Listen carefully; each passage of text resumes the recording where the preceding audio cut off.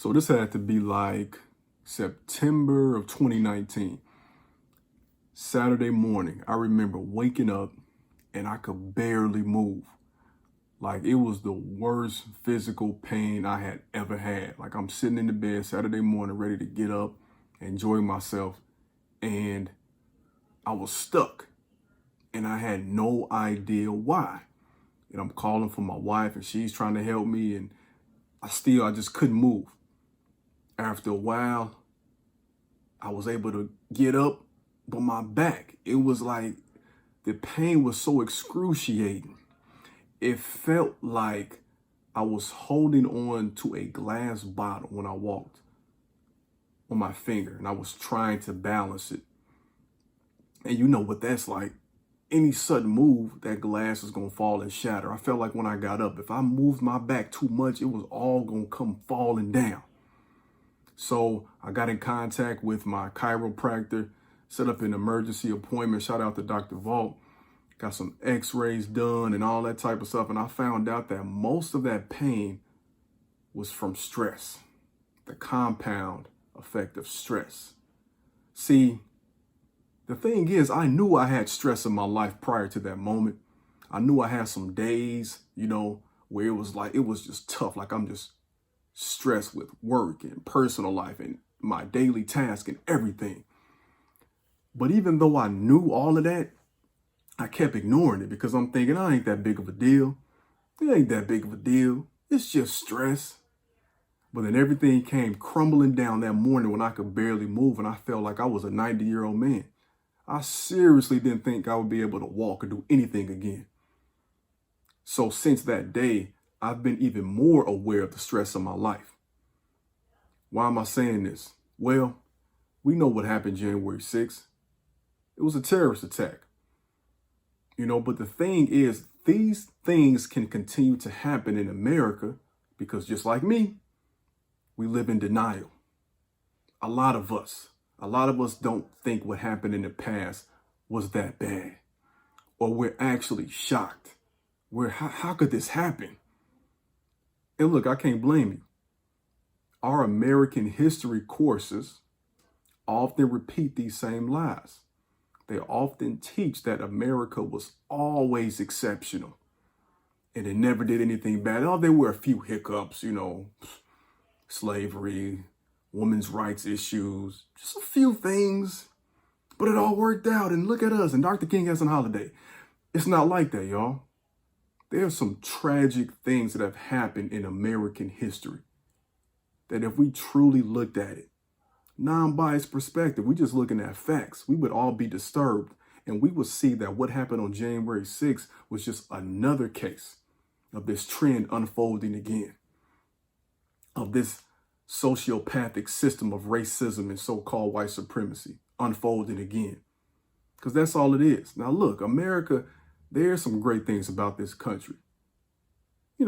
Pizza, right? The people. We make this country great. Those of us who fight for equity, that believe that this country can truly be better. We're the great thing. We're the hope. But we have to make sure we're teaching the truth. And we cannot be in denial. Because when we're all critiquing politicians and police, and I'm one of those folks too who do the same thing, as an educator, I cannot help but wonder and say, but they all go through the education system. They all have teachers. Not to say the teachers are at fault, but the entire system is complicit, educators as well. What are we teaching? I was looking at this article by Ibram Kendi, and it's on The Atlantic. I highly suggest that y'all check it out. The name of this article is "Denial is the Heartbeat of America." And I just want y'all to see how disturbing this trend is, because it's not just something that just happened in 2021.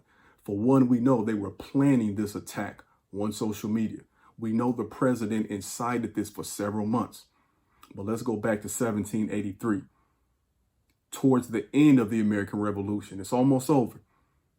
There were Continental Army officers who plotted a insurrection, a mutiny against the Confederation Congress because they weren't getting paid. George Washington was able to step in and convince them to remain loyal. They weren't getting their money. They was about to have them guns blazing. In 1861, now check this out. This will sound very familiar. Pro-slavery insurrectionists assembled at the U.S. Capitol to stop the counting of electoral votes for Abraham Lincoln, who promised to stop the spread of slavery. Sound familiar? The Civil War came, lasting until 1865. And we're still dealing with the remnants of that. Because literally, y'all, a war had to be fought to convince people, not even convince them, to force people to stop enslaving other human beings. And then another war after 100 years for equity, the civil rights era, and we're still dealing with that now. Do you see what I'm saying, y'all? They never wanted to stop owning me or you. White terrorists laid siege to the county courthouse in Colfax, Louisiana on Easter Sunday, 1873, and violently overthrew the local parish government, massacring roughly 150 black people in the process. On September 14th, 1874, the White League violently attempted to overthrow the newly elected governor of Louisiana in the Battle of Liberty Place in New Orleans. White terrorists rioted, destroyed ballot boxes, and intimidated, wounded, and murdered black voters in Alabama's Barber County on Election Day in 1874, securing votes for their candidates. We ain't done yet. In 1898, white supremacists murdered dozens of black people and violently overthrew the democratically elected and interracial government of Wilmington, North Carolina. We ain't done yet. In 1921, in one of the most devastating economic coups in history, white supremacists murdered hundreds of black residents, you know what this is, in Tulsa, Oklahoma, and destroyed their prosperous Greenwood district known as Black Wall Street.